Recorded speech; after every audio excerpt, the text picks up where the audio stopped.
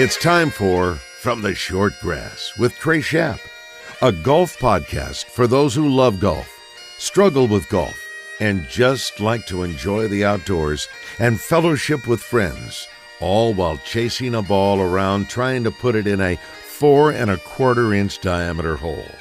From the Short Grass is brought to you by Stevens Incorporated, an independent financial services firm with the freedom to focus on what matters most. Blackman Auctions. For over 80 years, better auctions have always been Blackman Auctions. Beechwood Pinnacle Hotels. We partner with you to deliver high-yield results by managing, developing, and investing in top-quality hospitality assets. And now, from the Short Grass, here is your host, Trey Schaap. Welcome to another edition of From the Short Grass. I am your host, Trey Schaap. Well, last week we told you that Tiger Woods was going to play in the Hero World Challenge, and right after we finished editing that episode of From the Short Grass, word came out that Tiger Woods had to withdraw from the tournament. Plantar fasciitis in his foot was not allowing Tiger Woods to walk a full 18 holes, and so he had to WD. Let's hope that Tiger is able to play in the PNC Championship with his son Charlie coming up next weekend. Coming up on this edition of From the Short Grass, I travel over to Sherwood, Arkansas, and the greens at North Hills and sit down with Dawn Darter, the PGA pro over there. She grew up just off the 6th hole at what was then called North Hills Country Club, now the greens at North Hills, and she has kind of come full circle, growing up and now back as the head pro of the greens at North Hills. She has an interesting story, and I know you're going to like it. Blackman Auctions, one of our great sponsors. Since 1938, better auctions have always been Blackman Auctions. Find them on the web, blackmanauctions.com. You can find their full list of upcoming auctions there on their website. One of our great sponsors of From the Short Grass is Blackman Auctions. We are back after this.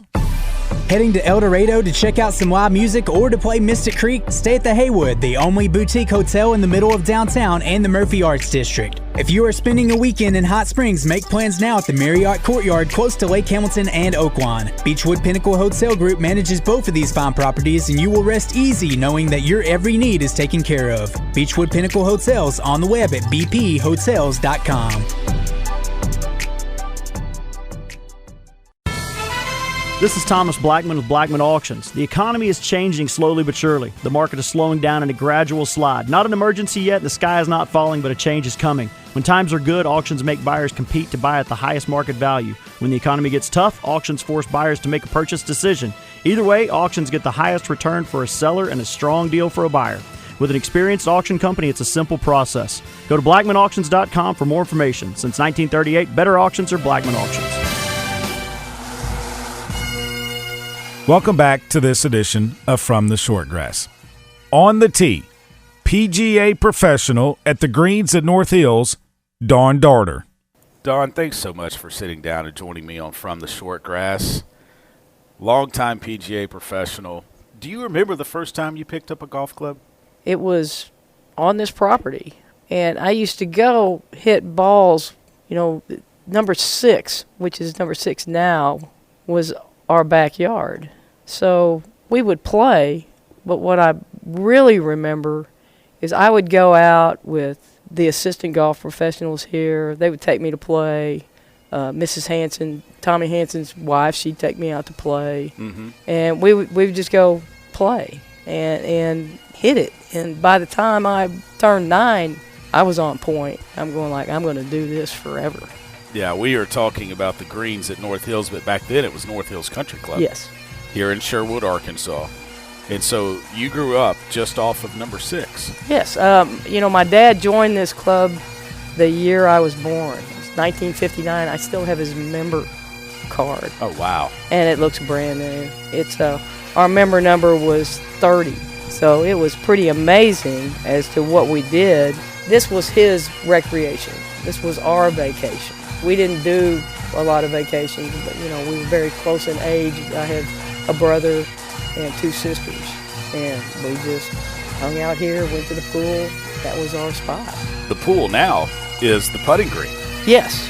The pool leaked when I was growing up. So when they took the property over, they shoved the team building, which at one point served as the clubhouse before this building was built, when the old clubhouse burned. So they just shoved it into the pool. Wow. And covered it with grass. Eventually what we did was we would do a fundraiser.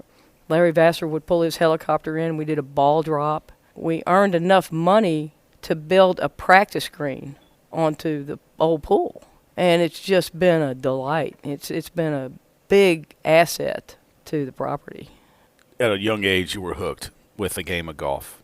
Did you play it in high school? Did you have a high school golf team? What was it like growing up being Dawn Darter with golf? Well, it's funny. All the junior events, I was paired with the guys because there weren't enough girls to play. Mm-hmm. And then when I played high school golf, they had to make a team. We had to recruit some players who didn't know how to play so they could build a team around me, and that was at Mount St. Mary's. So the athletic director there put a team together so I could play in the state high school tournament, which we didn't have the overall back then. It was just a state tournament, which I was fortunate enough to win 3 years in a row. So it was really cool that she did that for me, and that's how the golf team was formed at the Mount. And then I got a scholarship to the University of Oklahoma.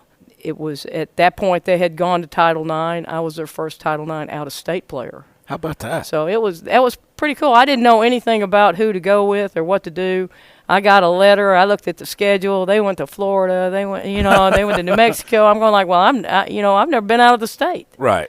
Oklahoma. I went over to play in the PGA qualifier in Oklahoma. That was pretty much it. So the beauty of it was that I got to travel and meet a lot of good people. When did you know that you wanted to make golf a career? Was it when you were young? When did you know that you wanted to be a PGA pro? I knew I wanted to do this, and it was funny because I'm a product of Catholic school. Right up the street is Immaculate Conception. I went there for 8 years, went to the Mount for 4, and really at a young age, you had the nuns and the beads and the priests, and they would bless you when you came into the classroom and whatnot, and I was enamored by the prayer room. I used to carry the nuns' books back to their house, mainly because I probably had to stay after school a lot. So, I was kind of hanging out anyway. So, I was one of those kids that talked probably too much and got to sit right beside the teacher's desk. That was not really an honor, but we had a lot of fun back then. And I was choosing like third grade: do I want to be a nun or do I want to be a golf pro? And I think I made the right decision. I would say so. That's one of my favorite stories. But that's what I really remember about growing up. Your first job as a head professional, where was it? It was at Foxwood, which is Southern Oaks now. Yep, in Jacksonville. Uh-huh. And then after that, how did you get to Blytheville? So Jacksonville was the first spot. Tommy Hansen was very good about saying, okay, you're overqualified to be an assistant golf professional. You need to move on. Mm-hmm. And then a gentleman by the name of George Alexander took Foxwood out of receivership and hired me, and he sent me to Joplin to take care of Briarbrook, which is another property he took out of receivership. And then I set the pro shop up in the inventory, and then he brought me back here. So that gave me the power to set my accounts, do some things. I learned a lot being on my own, and my husband Gary helped me. It was a great deal. And then we moved to Blytheville, and at that time he had gone through the assistance program, but he wasn't a PGA pro. So that enabled me to market me, because nobody's going to hire a 25-year-old woman to be their head golf pro right out of the chute. George was an anomaly. He was from North Texas. He was a big player, big teacher in North Texas. He really helped me a lot as well. So, your time in Blytheville, I remember some of the good junior golfers that came up in my time, the Spates. Yes. And then a good female golfer that I had the privilege of caddying for her in the state amateur when she won in, I believe it was 92, Jenny Owlett, now Jenny Owlett Rigsby. Yes. How good of a golfer was she? Oh, Jenny could hit it. We played a lot. Jenny was just a great asset. She worked for me in the golf shop. She's a big heart. She loved to play the game, and she would swing at it like me. There was no holding back. She was an athlete. We had several that came through there. Julie Church, who is coach, athletic director for a college here in Arkansas. We had Bo Smith was my assistant for a while, mainly because he went to the program. He went to Mississippi State. He interned for me a little bit. He caddied for me at one of the Opens. So, we have a long history of golf professionals or people that have really contributed back. When you look at your time in Northeast Arkansas, before coming back here to Central Arkansas in the greens at North Hills, what did you learn up there that prepared you to come back here? The main thing that I learned, when I moved from Blytheville, we moved on to Las Vegas. I was director of golf at a golf course called Wild Horse. I was the merchandise, in charge of the merchandise at the first facility, which was Black Mountain. I met a guy that was my boss, that his name was Jeff Kindred, and he had spent some time in Forest City. Of all places? Of all places that you would do that. So he taught me a lot. He was younger than I was, but he worked for American Golf, and he would do things. It was the first time that anybody had seen a tee sheet that you could book online and have vendors to come play. So I was on the forefront of that technology. Technology has definitely helped the game, helped grow the game.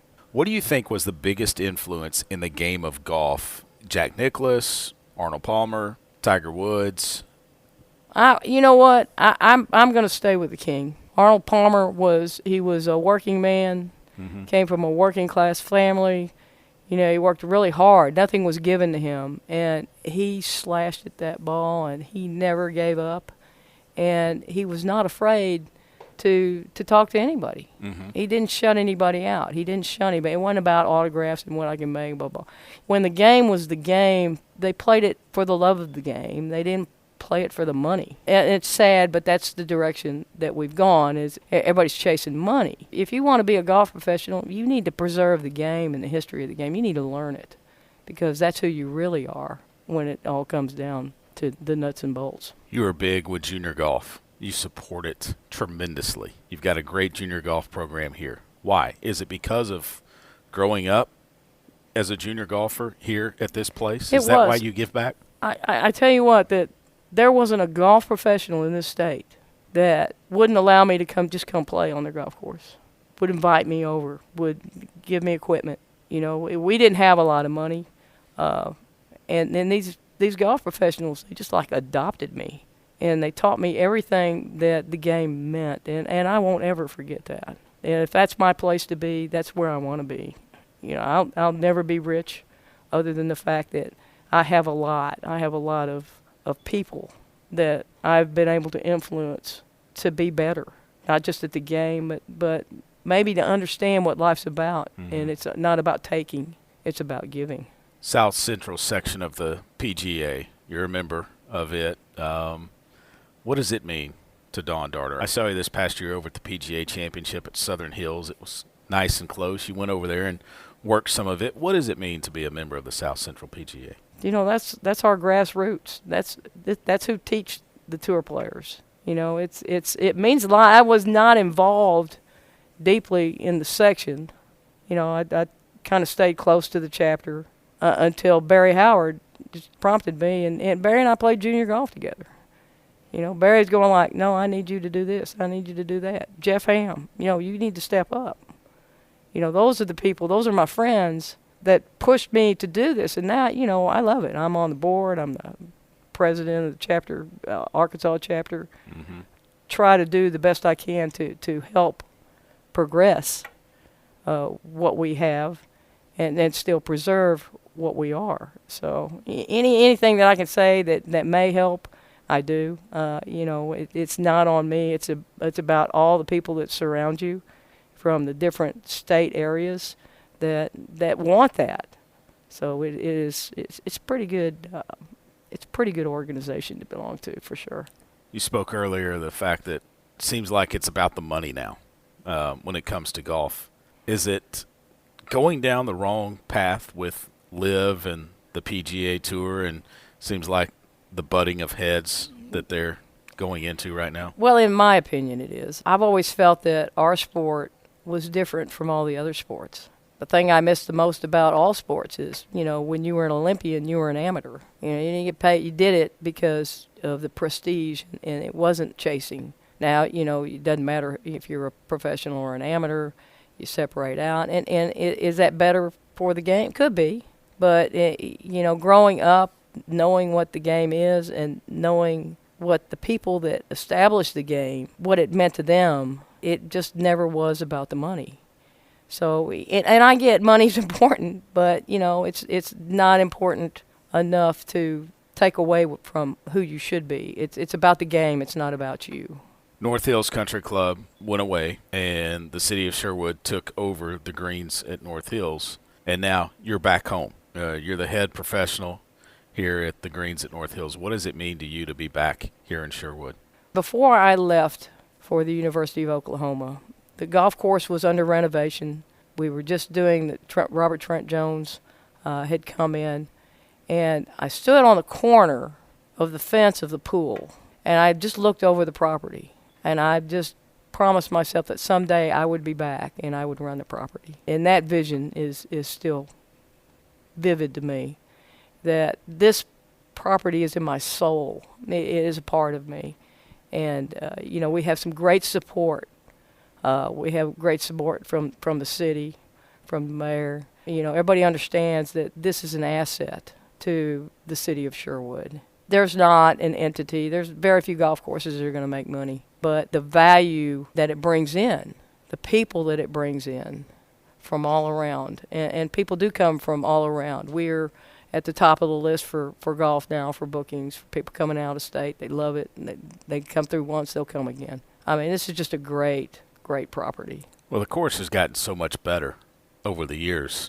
Fast greens in the summertime. If you come in middle July, late July, early August, I mean, you're going to be rolling at 13.5, maybe 14 even, maybe even higher than that sometimes. Any higher than that, and the ball's going to roll off the green. Oh, and it does. And it does. I've seen it happen before. I tell you, it is in prime shape. The funny thing that people really don't know is the superintendent is the same as me. The superintendent we have here, Mandel Brockington, he and I were both assistants back in 1980. Wow. On this property. We grew up. We both worked for Tommy Hansen. Mm-hmm. He played high school golf at Sylvan Hills, went to Ouachita Baptist. He came home pretty much for the same reason I came home. Came home for family and came home for the love of this golf course. And it's just great to have that personal relationship with your superintendent. It's great. Your junior golf program here, it's grown over the years. How is it going now? And I know you've got one outstanding young little golfer, little junior girl, Berkeley Turner, who has gone to the Masters and has taken you there with her drive, chip, and putt. And I guess when other kids see her success, does that make more want to come and be a part of it? Oh yeah, she's got a posse now. We have a regular group that we'll take out. Some of my staff members, some of the people that I'm teaching, we will take the kids out with us. I play more with the kids than I do with the adults. And every day is a learning period going through, but we have so much fun. And that's what we want. So it's almost like we have our own sandlot, plus we have all the other kids that we try to develop and get to play. So we're churning them out, I can tell you that. Is there anything looking back, Dawn, that you would do different? No. And the reason being, Trey, is that God chooses your path, and he gives you roads to take. Had I not taken this road, and all the paths that I had taken along the way. I would not have married my husband who I met on this property. I wouldn't have my son and my grandkids and my stepdaughter. And I would not have Berkeley and the other kids that we have. I wouldn't have a lot. But most of all, I would not be at peace as to where I am now. And I love this property. I love my family. I love everything that this game has given me. And my family has sacrificed a lot for me to do this. And, I wouldn't have it any other way. I know they have, and I know playing in tournaments out here from time to time, year to year. I mean, Gary's right there beside you, helping run everything. I mean, he's the starter.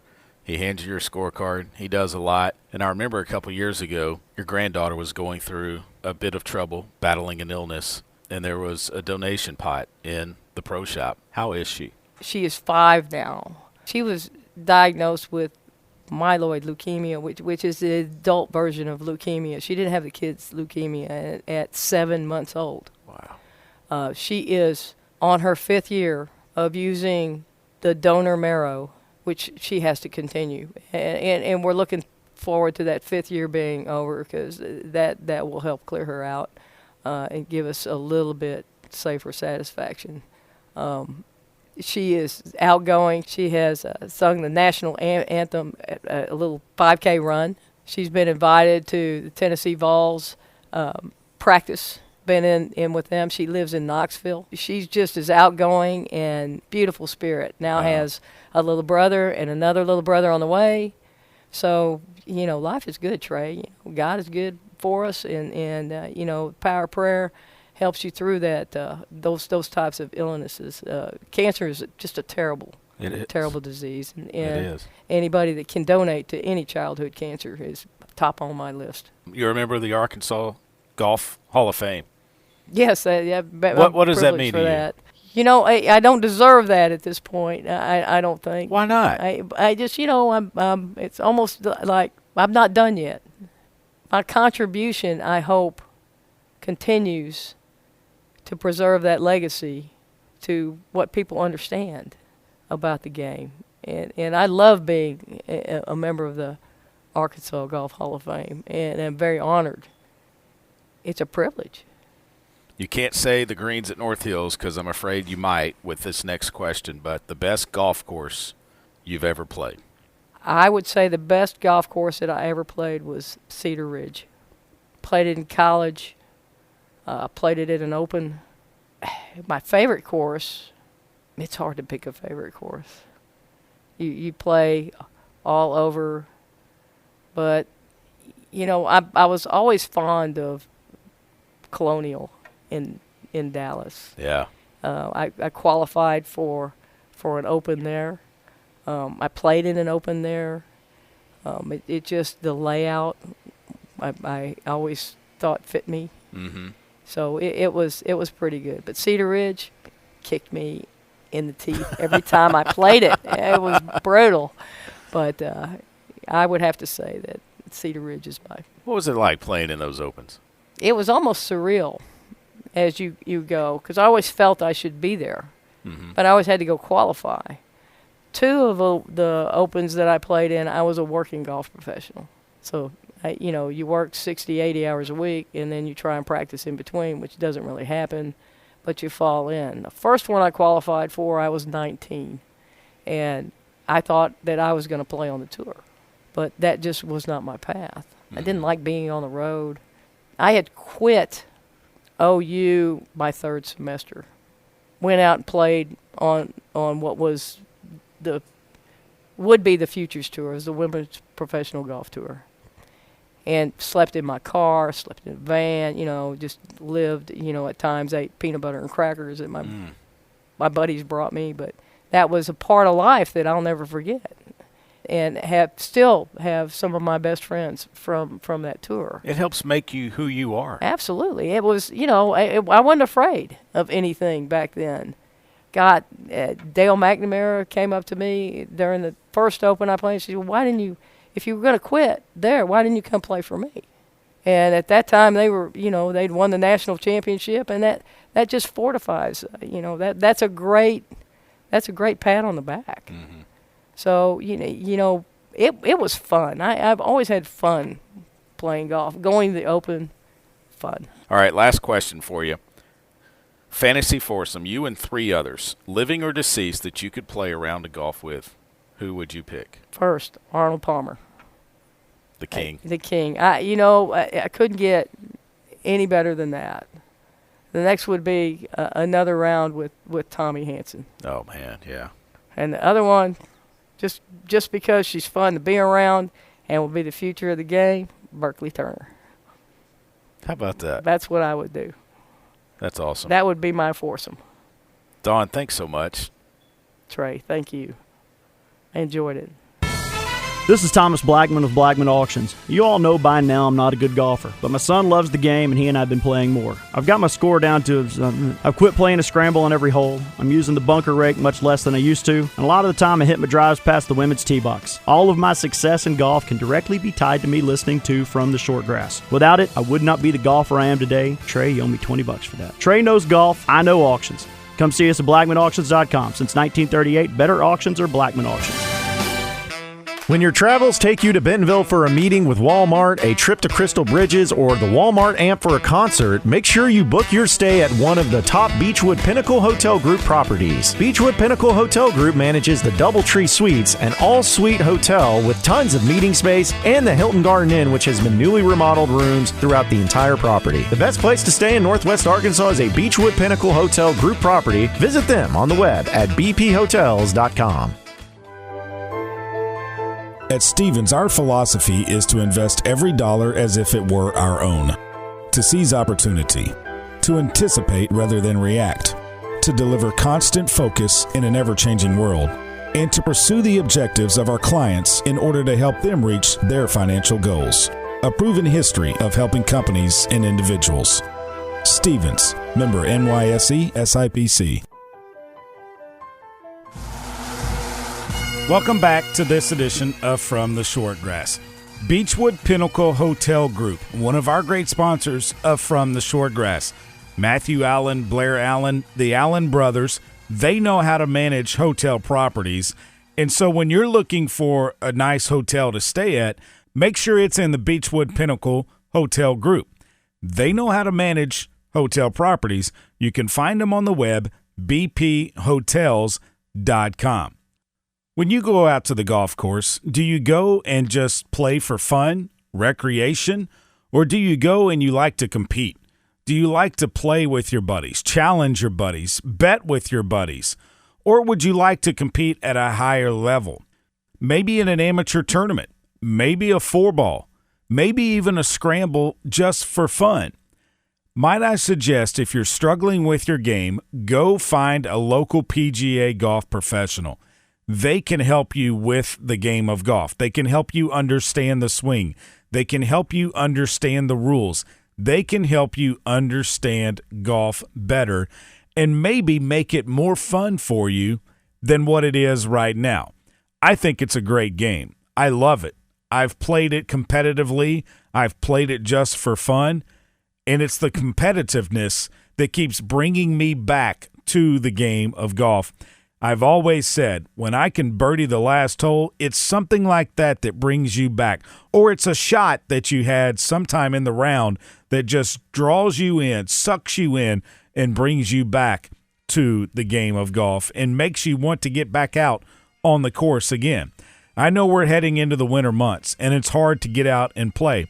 But on those warm days, if you can just stay loose, go to the driving range, hit a couple of balls, get that muscle memory down, any PGA pro is going to tell you that is what you need to work on coming up in these winter months. Remember to always respect what the superintendent has out on the course so that the course can be in tip-top shape. And also remember this, when you find a ball mark on the green, fix it and a couple of more. And I hope to see you sometime soon from the Short Grass. You've been listening to From the Short Grass, a weekly podcast dedicated to the game of golf. This has been a presentation of the Buzz Radio Network.